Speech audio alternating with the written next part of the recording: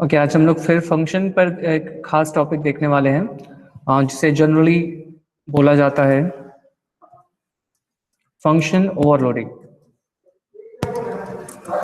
Overloading okay, function overloading क्या होता है वो आज हम लोग देखने वाले हैं with an example of multiplication.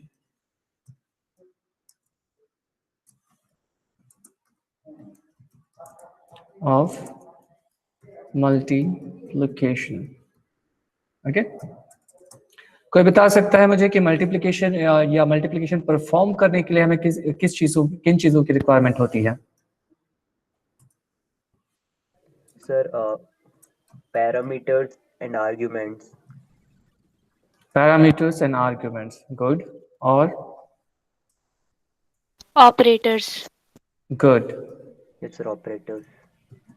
And Operands. Operands, very good Sir, the caller function. Good. Operator हमें एक मल्टीप्लिकेशन ऑपरेटर की जरूरत पड़ेगी एंड वैल्यूज। ओके, वैल्यूज पे हम यहाँ पे नंबर्स लेंगे। ओके हम बोल सकते हैं विथ एग्जांपल ऑफ मल्टीप्लिकेशन, यानी कि हमारा जो एक प्रोग्राम स्टेटमेंट होगा वो हो जाएगा write a program to multiply two numbers। अब यहाँ पे एक चीज आप लोग ध्यान देंगे, नंबर्स मीन्स वो स्पेसिफाई नहीं कर रहा है इट्स अ फ्लोटिंग टाइप और इंटीजर टाइप। ओके, तो ये चीज आप लोग ध्यान देंगे कि जब कोई स्टेटमेंट आपको मिलता है तो वहां पे बी स्पेसिफिक, वो बोलना किस पर्टिकुलर कॉन्टेक्स्ट पे चाह रहा है। तो हम यहाँ पे नंबर पे मान कर चलते हैं कि इट मे बी इंटीजर और फ्लोट भी हो सकता है एंड इंटीजर भी हो सकता है, वो फ्लोट भी हो सकता है जो यूजर इनपुट करेगा वो, और वहां पे डबल भी हो सकता है। ओके, आज हम इन तीन चीजों को कैसे यूज करना है उसके कॉन्टेक्स्ट में भी देखेंगे। यहां तक सभी को क्लियर है कि हमने एक प्रॉब्लम डिफाइन किया, एग्जांपल ऑफ मल्टीप्लिकेशन, फिर हमने उसे एक स्टेटमेंट में बदला कि write a program to multiply two numbers. इसके बाद हमने यहाँ से इसे ब्रेक डाउन किया कि भाई अगर हमें मल्टीप्लाई करना है तो we required an operator, multiplication operator and values, two values. और इस वैल्यूज पे हमें क्वेश्चन स्टेटमेंट से मिला है कि they are numbers, two numbers. And यहाँ पे नंबर्स की कैटेगरी पे जैसे ही हम स्पेसिफाई करते हैं तो वहाँ पे तीन नंबर की कैटेगरी हमें मिलती है। First one is integer, second one is float and third one is double. यहाँ तक सभी को क्लियर है? Yes, sir. Yes, sir. Yes, sir. Okay अब हम अपना प्रोग्राम का जो बेसिक स्केलेटन है वो स्टार्ट करते हैं।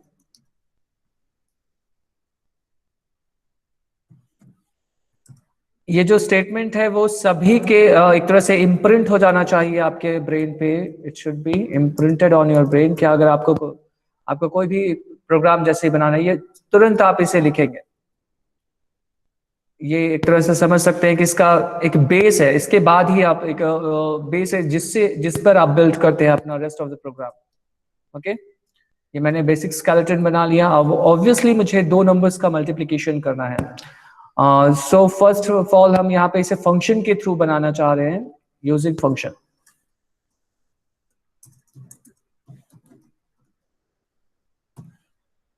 Okay just a minute.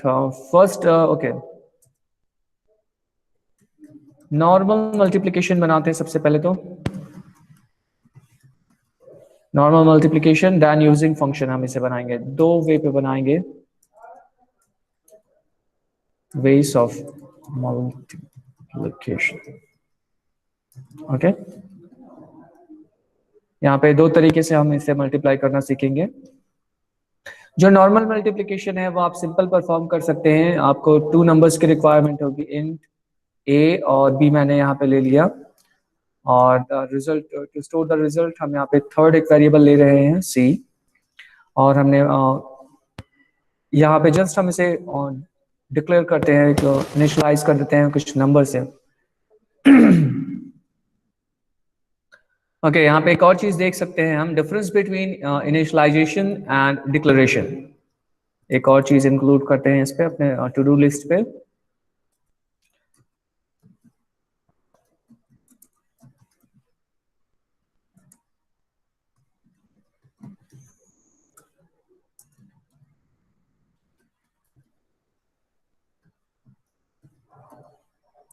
Okay जब आप सिंपल एक नॉर्मल वेरिएबल को क्रिएट करते हैं, यहाँ पे मैंने एक वेरिएबल को क्रिएट किया और यहाँ पे कोई भी वैल्यू मैंने असाइन नहीं की है उन वेरिएबल्स को, तो इसे सिंपल नॉर्मल डिक्लेरेशन बोला जाता है, डिक्लेरेशन ऑफ वेरिएबल्स।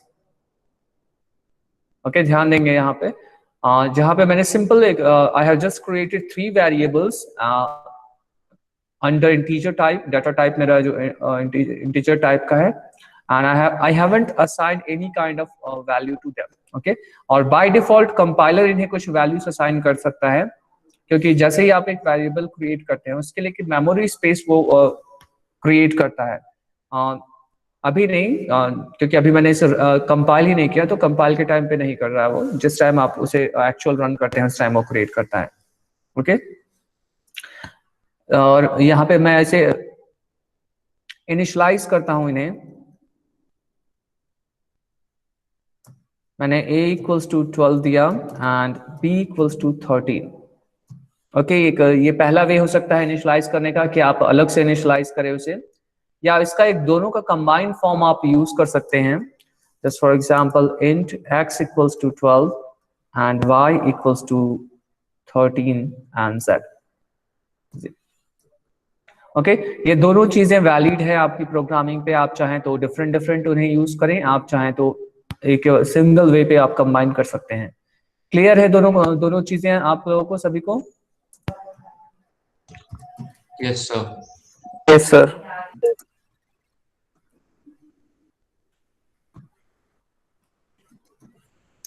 ये दो चीजें हमेशा ध्यान रखेंगे, यहाँ पे हमने डिक्लेरेशन एंड डेफिनेशन इनिशियलाइजेशन को कंबाइन कर दिया है, और यहाँ पे हमने डिक्लेरेशन अलग उसे लिया है और इनिशियलाइजेशन हमने अलग लिया है। ओके अब यहाँ पे हम सिंपल मल्टीप्लिकेशन परफॉर्म कर रहे हैं इस पे,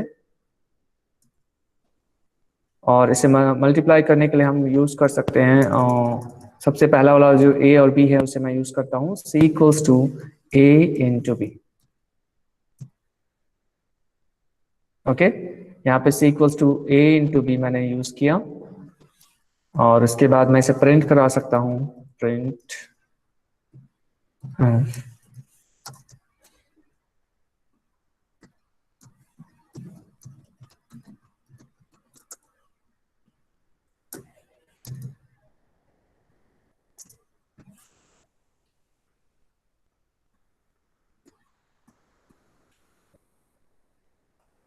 मैं यहाँ पे इसे परसेंटेज d, और यहाँ पे मैं अपना c वैल्यू दे सकता हूँ, c क्या वेरिएबल मैं पुट कर सकता हूँ। जस्ट फॉर एक थोड़ा सा चेंज करने के लिए मैं यहाँ पे इसे चेंज करता हूँ और मैं इसे फ्लोट कर देता हूँ, ताकि हम एक 2 डिफरेंट काइंड ऑफ नंबर्स का मल्टीप्लिकेशन यहाँ पे परफॉर्म कर सके। ध्यान दीजिएगा, बहुत इंपॉर्टेंट अभी यहाँ पे मैं चीजें आप लोगों को बताने वाला हूँ। और उसके बाद मल्टीप्लिकेशन ऑफ मल्टीप्लिकेशन, ऐसे मैं एक टाइप दे देता हूँ यहाँ पे, ये इंट टाइप का है क्योंकि, और यहाँ पे इसे मैं फ्लोट करता हूँ। ओके क्योंकि ये फ्लोट है, ऑब्वियसली यहाँ पे जो परसेंट स्पेसिफायर या फॉर्मेट स्पेसिफायर जो है वो परसेंटेज f हो जाएगा क्योंकि फ्लोट है। और मैं यहाँ पे परफॉर्म करता हूँ दूसरा जो मेरा मल्टीप्लिकेशन है, z equals to x and y, okay z। Clear है सभी को यहाँ तक का? किसी को कुछ डाउट इस पे? बेहद सिंपल चीजें हैं, मैंने इंट लिया, नो सर, इंटीजर टाइप का लिया और एक फ्लोटिंग टाइप का, 3 वेरिएबल्स लिए और मैंने सिंपल मल्टीप्लिकेशन परफॉर्म किया। अब इसे हम कंपाइल करते हैं।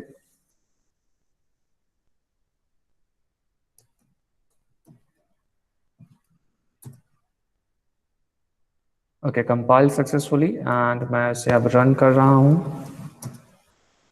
यहाँ पे देखो मुझे दोनों चीज़ों की मल्टीप्लिकेशन जो मिला है वो 156 एंड मल्टीप्लिकेशन जो मिला है 156।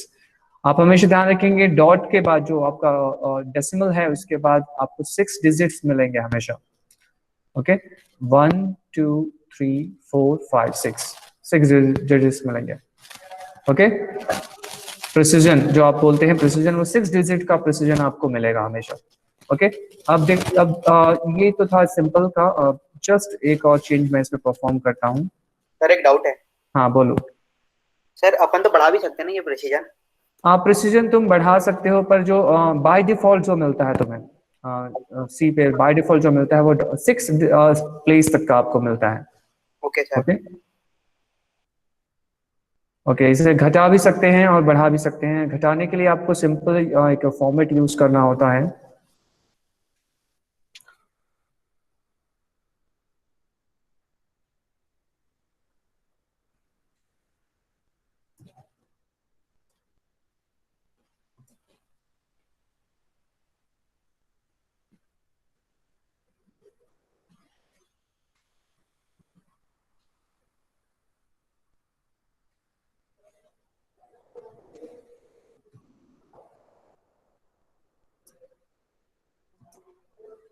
ओके देखा आप लोगों ने यहाँ पे वो डॉट के बाद वो सिर्फ अब 2 डिजिट्स या 2 प्लेसेस को वो शो कर रहा है। मैंने वहां पे उसे मॉडिफाई किया, मैंने उसके फॉर्मेट जो आपको फॉर्मेट देना है वहां पे आपको मॉडिफिकेशन परफॉर्म करना है।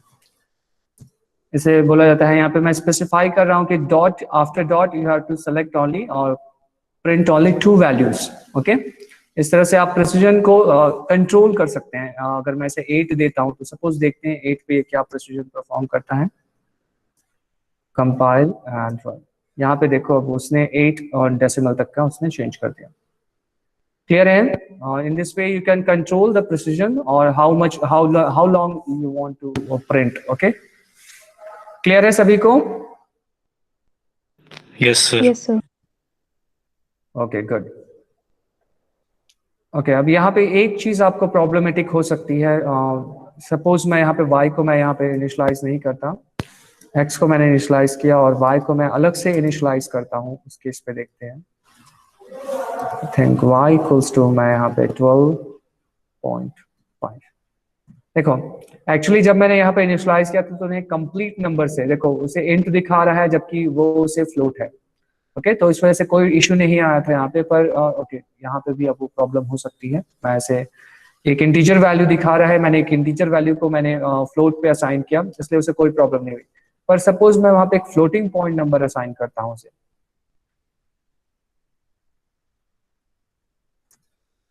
ओके क्लियर है ये कि मैंने अभी क्या असाइन किया उसे? क्लियर है सभी को?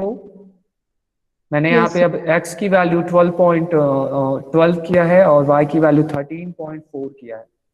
ओके, इस केस पे देखते हैं अब इसे क्या प्रॉब्लम होती है।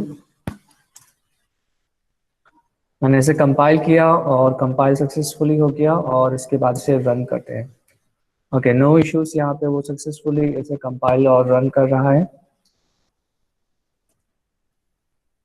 अब मैं इसे आफ्टर इट मैं यहाँ पे इसे करता हूँ 13.5।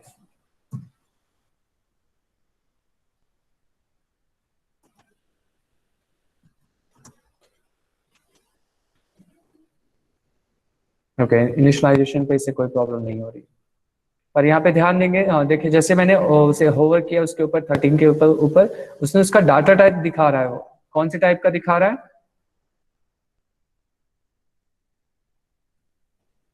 वो डबल दिखा रहा है, आप लोग देख पा रहे हैं? वो डबल डाटा टाइप दिखा रहा है 13.5 एंड 12.12 का। वो देखो वो डबल डाटा टाइप दिखा रहा है उसे, और इसका प्रिसीजन भी बहुत लंबा दिखा रहा है। हम आगे देखिए ये प्रॉब्लम कैसे, ये प्रॉब्लम को शूट करना है कि जब आप उसे एक वैल्यू देते हैं तो वो उसे बाय डिफॉल्ट फ्लोट की जगह डबल ट्रीट करता है। ओके, हम आगे अभी देखेंगे कि कैसे वो प्रॉब्लम होता है और कैसे उसे शूट आउट करते हैं 13.5। ओके, तो ये नॉर्मल मल्टीप्लिकेशन और प्रिसीजन कंट्रोल आप लोगों को समझ आ गया? yes, sir. गुड। अब इसी सेम प्रोग्राम को हम फंक्शन के थ्रू हैंडल कर देखते हैं। आप चाहे तो इसके लिए मैक्रोस भी बना सकते हैं। ओके, इसके लिए आप मैक्रोस भी बना सकते हैं और मैक्रोस को बनाना और भी सिंपल हो जाएगा अगर आप मैक्रो बनाते हैं तो। इसके लिए एक सिंगल मैक्रो हम बना कर देखते हैं। मैक्रोस हैश डिफाइन मैंने बनाया और मैंने एक मल्टीप्लिकेशन के नाम का बनाया एंड एक्स, यहाँ पे एक इनपुट होगा एक्स एंड वाई में। आप चाहे तो सिंगल एक वेरिएबल का बना सकते हैं, आप चाहे तो 2 वेरिएबल्स का भी बना सकते हैं, एक्स इंटू वाई। ओके, और इसका मुझे सिंपल अब यहाँ पे एक ओके, मैं इसे फिर से सेव कर लेता हूँ।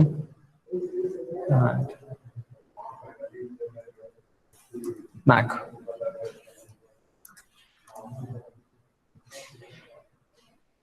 ओके, अब यहाँ पे हम इसे मैक्रोस के थ्रू परफॉर्म करके देखते हैं कि क्या चेंजेस आते हैं उस पर। शायद हमें कुछ और हिंट मिले उससे। यहाँ पे सी की रिक्वायरमेंट मुझे नहीं होगी, मैं 2 ही वेरिएबल पे मैं परफॉर्म कर पाऊंगा, और मैंने इसे कॉल किया और यहाँ पे वैल्यू ए और बी को मैंने वैल्यू सेट कर दी। एंड सेम यहाँ पे मैं परफॉर्म करूंगा multiplication and X and Y.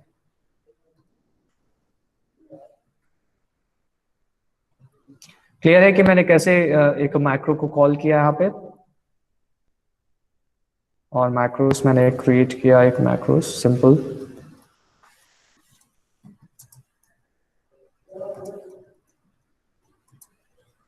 यहाँ पे देखो, जो रिजल्ट मुझे पहले मिल रहा था नॉर्मल पे, वही रिजल्ट अब मिल रहा है। ठीक है, बट यूजिंग मैक्रोस है कि आपको अगर कभी जरूरत पड़ी तो आप इसका मैक्रोस भी बना सकते हैं। यहाँ पर डिपेंड करता है कि आप कौन सा वे यूज करना चाहते हैं। इससे मैक्रो से बेनिफिट यह मिलेगा कि आपको जो 2 एक्स्ट्रा वेरिएबल्स की रिक्वायरमेंट थी वो आपकी हट जाएगी। ओके, और अनदर थिंग इज कि आपको अलग से मल्टीप्लिकेशन ऑपरेशन परफॉर्म करने की रिक्वायरमेंट नहीं पड़ेगी। यहाँ पे आप एक सिंगल मैक्रो से काम चला सकते हैं। क्लियर है ये? अब इसे फिर से चेंज करते हैं हम, अब इसे फंक्शन के थ्रू देखते हैं।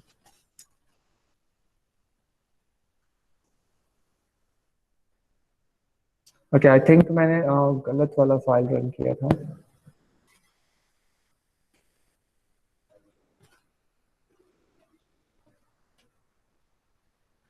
हाँ, क्वांटिफिकेशन।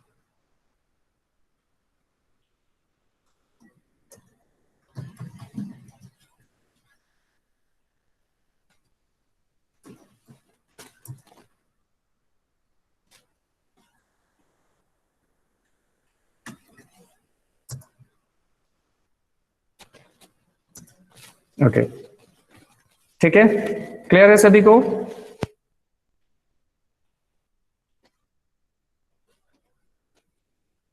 क्लियर है सभी को? Yes sir. Good. Yes, sir. At least आप लोग एक एक्नॉलेजमेंट दिया करिए ताकि मुझे लगे कि हाँ मैं ऑनलाइन हूँ। अदरवाइज ऐसे लगता है कि कहीं मेरा कनेक्शन डिस्कनेक्ट तो नहीं होता। ओके, ये कौन था भाई?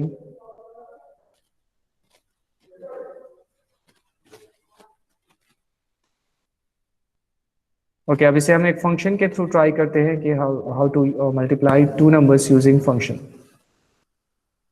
मैं फंक्शन का नाम भी अब यहाँ पे ध्यान देंगे कि ओके, यहाँ पे जो चीजें हैं ध्यान देने की, वो जब हम फंक्शन के थ्रू करते हैं, फंक्शन के टाइम पे 2 से 3 चीजें आती है।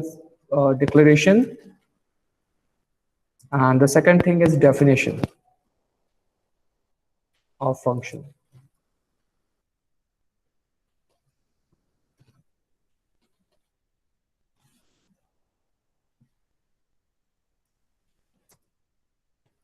Third one is calling. And the first most important thing is okay. इन चीजों का आपको हमेशा ध्यान रखना पड़ता है जब आप फंक्शन का यूज करते हैं कि डिक्लेरेशन ऑफ फंक्शन होना चाहिए, और इसी डिक्लेरेशन को ही फंक्शन प्रोटोटाइप बोला जाता है। ध्यान देंगे, ओनली जो डिक्लेरेशन है उसे फंक्शन प्रोटोटाइप बोला जाता है। अब हम एक फंक्शन को डिक्लेयर करते हैं जिसका नाम ओके, और ऑब्वियसली जब आप फंक्शन बनाते हैं तो आपको ये चीजें पता होनी चाहिए कि वो कौन सी टाइप की वैल्यू रिटर्न करेगा। सबसे पहले हम इस पर्टिकुलर इंटीजर टाइप के दोनों वेरिएबल्स के लिए हम एक फंक्शन क्रिएट करते हैं। फंक्शन का नाम होगा मल्टीप्लिकेशन MUL, जो हमने पहले यूज किया वही। मैं इंटीजर टाइप के वैल्यूज के लिए यूज कर रहा हूँ, इसलिए इंट एंड MUL। एंड इसके बाद 2 पैरामीटर्स मैं दे रहा हूँ, int A and int B, और मैं यहाँ पे क्लोज कर रहा हूँ इसे। ध्यान देंगे ये सिर्फ डिक्लेरेशन ऑफ फंक्शन है,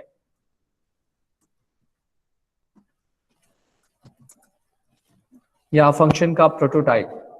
इससे कंपाइलर को ये पता चल जाएगा कि हाँ ऐसा कोई फंक्शन आगे मुझे इसका डेफिनेशन मिलेगा, ये फंक्शन एग्जिस्ट करता है, इसके बाद मैं इस फंक्शन को कॉल कर सकता हूँ। और बिना फंक्शन के अगर मैं डेफिनेशन, हाँ दूसरा वे होता है कि आप फंक्शन का डेफिनेशन और जो फंक्शन का डिक्लेरेशन है दोनों एक पे मर्ज करके उसे दें, ठीक है, दोनों को एक साथ मर्ज भी कर सकते हैं। और डिक्लेरेशन पे आप यहाँ से ए और बी को हटा भी सकते हैं, ये दोनों वैलिड है। आप सिंपल एक डिक्लेरेशन दे सकते हैं जहां पे सिर्फ आप उसके डाटा टाइप ऑफ पैरामीटर्स को भी छोड़ सकते हैं, वहां पे जो वेरिएबल नेम है उसे आप रिमूव भी कर सकते हैं, ये एब्सोल्युटली करेक्ट है, इस पे आपको कोई प्रॉब्लम नहीं आएगा। क्लियर है ये? Okay? सर हाँ सर वो डबल INT लिखे ना सर, सर एक होना चाहिए ना वहाँ पे। क्योंकि मेरा 2 पैरामीटर है बेटा, यहाँ पे मैंने कॉमा से दोनों को ये किया है, सेपरेट किया है मैंने, ठीक है। ठीक है सर। इसके दो, ये फर्स्ट इनपुट हो गया और ये सेकंड इनपुट हो गया, ये 2 इनपुट्स ले रहा है, ओके। और दोनों की टाइप्स, जो दोनों इनपुट के टाइप्स डिफरेंट हो सकते हैं, इंटीजर के 2 इनपुट्स ले रहा है। और इस जो एरिया है उसे हम डिक्लेरेशन एरिया बोलते हैं, और आफ्टर मेन को हम डेफिनेशन एरिया बोलते हैं।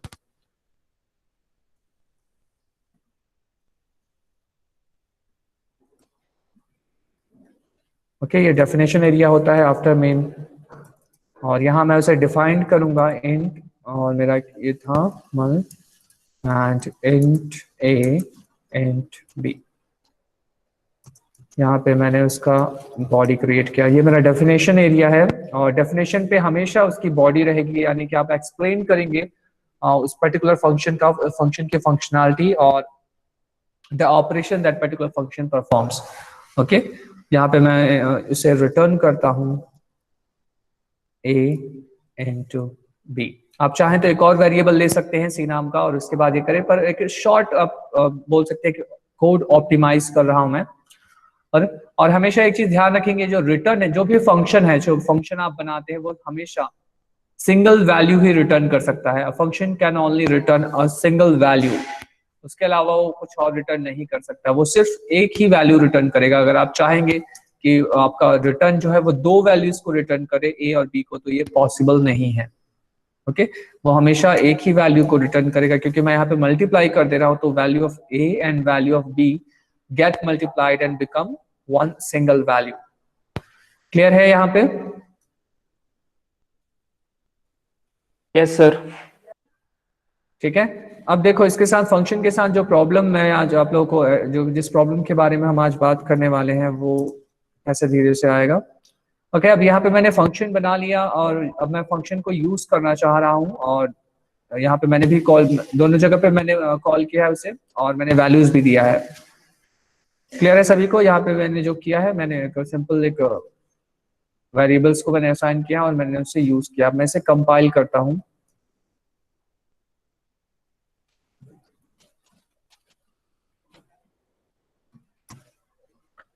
यहाँ पे देखिए आप, एक एरर मुझे आ रहा है, the format percentage f expects argument of type double, okay, but argument 2 has type int,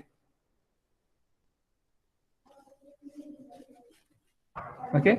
जो format expects argument of type 48 line पे इसे कुछ मिल रहा है, 48 लाइन पे यहाँ पे जो फॉर्मेट एफ है वो एक्सपेक्ट कर रहा है, क्योंकि वो फ्लोटिंग पॉइंट है, वो एक्सपेक्ट कर रहा है aspects argument of type double.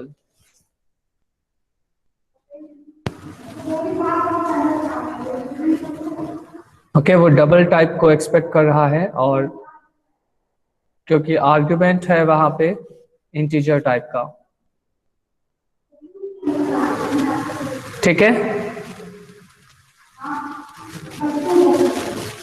Yes sir. बाकी लोगों को क्लियर है? Yes, sir. Yes sir. Okay, यहाँ पे कोई बता सकता है कि क्यों ऐसा एरर ये शो कर रहा है? यहाँ पे कोई हिंट आप लोगों की तरफ से?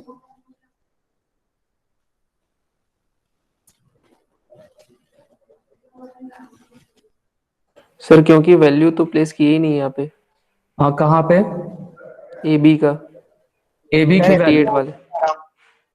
हाँ देखो, हाँ, और कोई?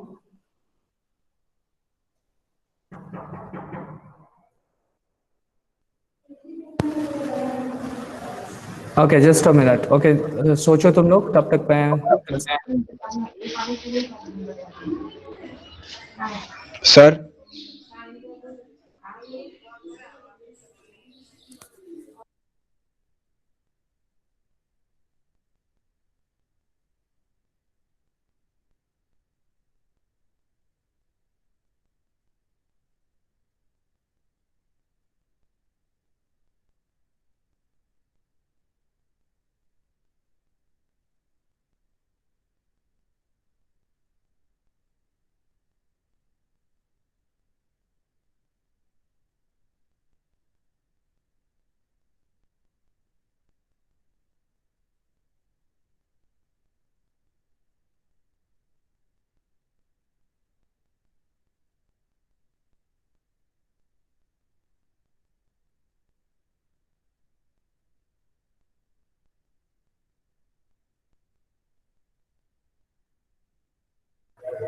पर आवाज नहीं आ रही आपकी।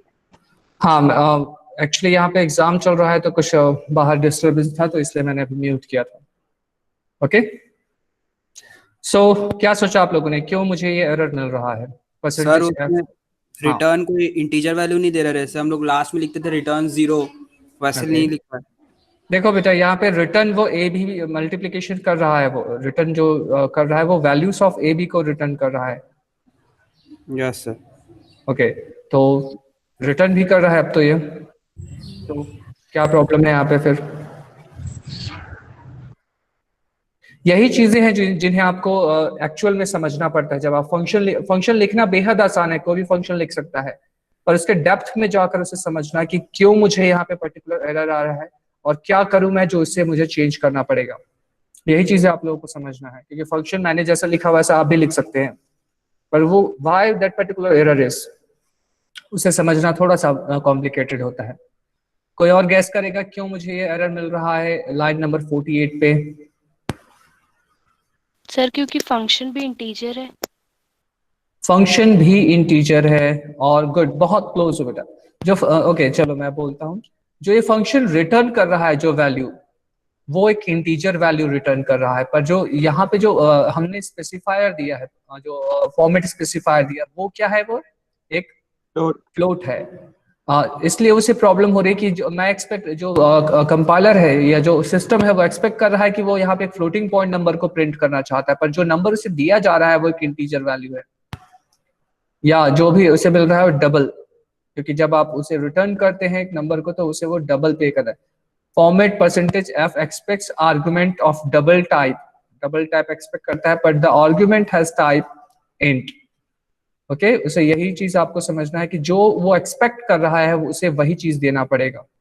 ओके जस्ट अ मिनट, यहां से मैं इसे, अगर मैं इसे फ्लोट कर दूं, अब देखते हैं, सपोज अगर उसे फ्लोट चाहिए तो मैंने इसे फ्लोट किया, और जैसे ही इसे फ्लोट करता हूं मुझे एक और एरर जनरेट होगा कि भाई अब यहाँ पे, यहां से मुझे फ्लोट इसे चेंज करना पड़ेगा। ओके मैंने इसे फ्लोट चेंज किया। ओके चलो इसके लिए हमने उसे फ्लोट चेंज किया। अब देखो जो सेकंड एरर आएगा वो कैसा एरर आएगा वो देखते हैं। मैंने इसे क्या, अब यहाँ पे जो सेकंड एरर आ रहा है वो है percentage D aspects, the format percentage D aspects argument of type int, but the argument 2 has type double. यहाँ पे प्रॉब्लम समझ पा रहे हो कि अगर मैं एक की प्रॉब्लम को सॉल्व करने जाता हूं तो दूसरा के लिए प्रॉब्लम क्रिएट होता है, अगर दूसरे के लिए सॉल्व करता हूं तो फिर पहले के लिए प्रॉब्लम हो जाता है। तो इस केस में हमें क्या करना पड़ता है, हमें दो डिफरेंट फंक्शंस यूज करने पड़ते हैं। यहाँ पे मैं इसे इंट बनाता हूं, और इसी का सिमिलर कॉपी एक मैं फ्लोट पे भी बनाता हूं।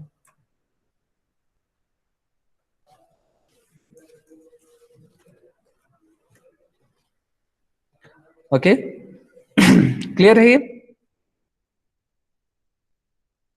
क्लियर है सभी को कि मैंने दो फंक्शंस बनाए एक ही नाम के, और जो डेफिनेशन मैंने उसके लिए इंटीजर के लिए लिखा था वही जो फ्लोट के लिए मैंने लिखा वही मैं यहाँ पे रिटर्न इंटीजर भी करता हूँ।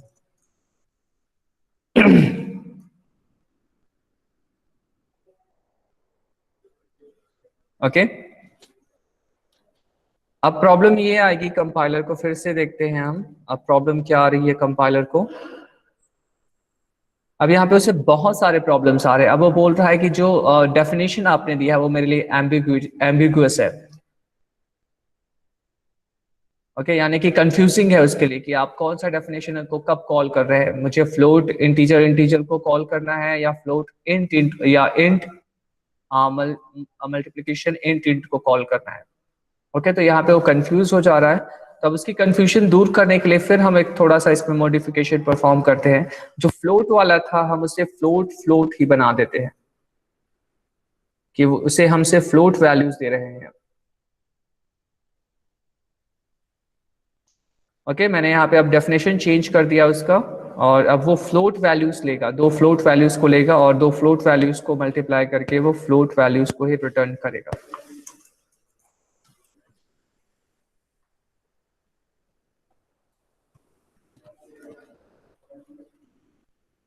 क्लियर है मैंने क्या किया अभी तक?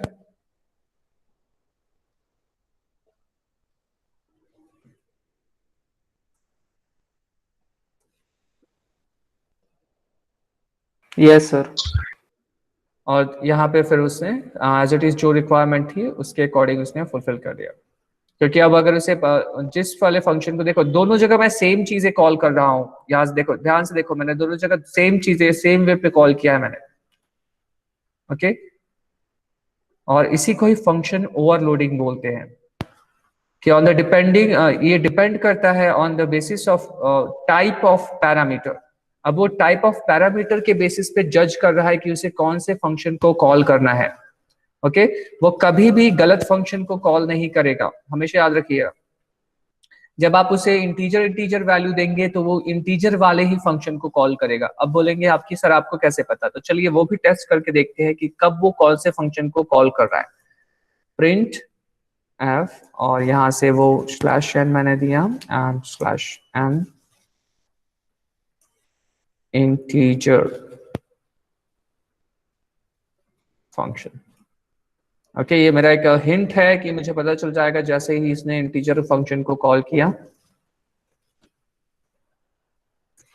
ताकि मैं मॉनिटर कर सकूं कि हाँ कौन सा फंक्शन कब कॉल हो रहा है। और ये मेरा फ्लोट के लिए। इसे फिर से रन करते हैं।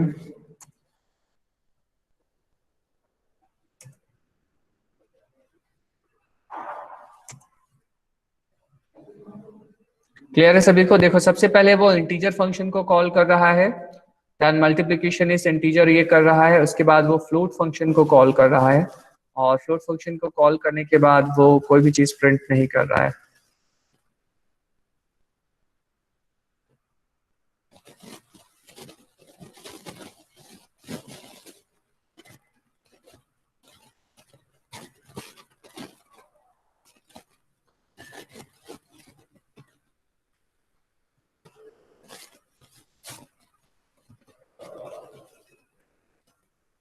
अब हमें ये देखना है कि ये हो क्यों रहा है।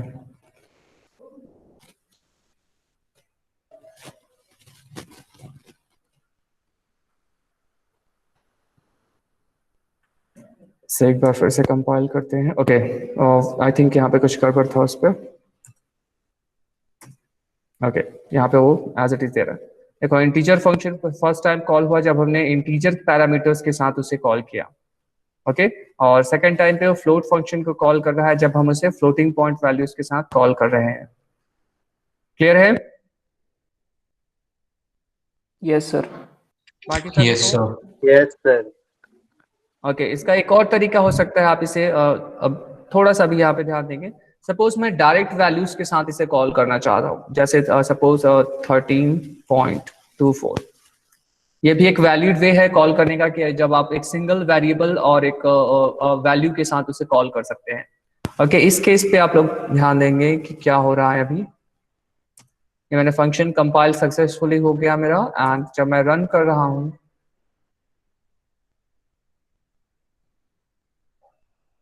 ओके ये रन भी कर रहा है। यहाँ पे 60.43 आ रहा है।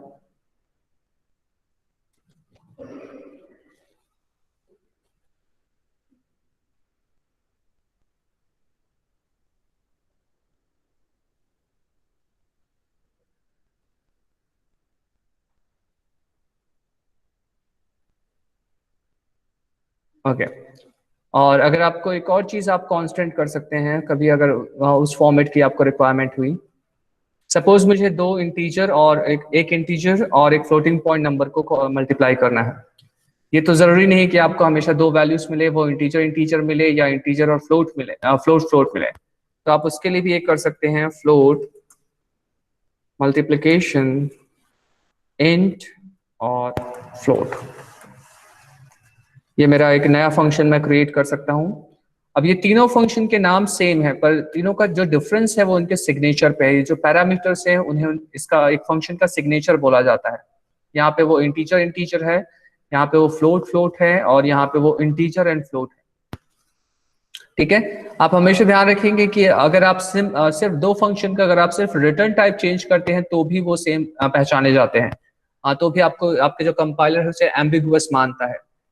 ठीक है, तो आपको चेंज क्या करना पड़ेगा, अगर उसे ओवरलोड, और इसी को ही ओवरलोड बोला जाता है कि मैं एक ही फंक्शन का या जो प्री एग्जिस्टिंग फंक्शन है मेरा उसे मैं रीडिफाइंड कर रहा हूं एक नए सिग्नेचर के साथ। ओके, तो इसी को ही फंक्शन ओवरलोडिंग बोला जाता है। इसे आप एक और वे पे डिफाइन कर सकते हैं, float multiplication and then float and int. ठीक है, सिमिलर वे पे आप डबल के लिए भी उसे डिफाइन कर सकते हैं, डबल डबल पे। ठीक है, क्लियर है सभी को यहाँ तक? Yes sir. Yes, sir. किसी को कुछ डाउट? No sir. श्योर, तो आप लोग कुछ प्रोग्राम्स बनाकर दिखाएंगे नेक्स्ट क्लास पे? Yes sir. ओके, चलिए, तो आज हम लोगों ने देखा कि कैसे एक फंक्शन को क्रिएट करते हैं और ऑपरेटर्स भी, और different type of data types के लिए एक सिंगल फंक्शन को कैसे हम क्रिएट कर सकते हैं यूजिंग फंक्शन ओवरलोडिंग। ओके, हमने एक मैक्रोस को भी देखा कि मैक्रोस आप मल्टीप्लिकेशन के लिए मैक्रोस कैसे लिख सकते हैं। ओके।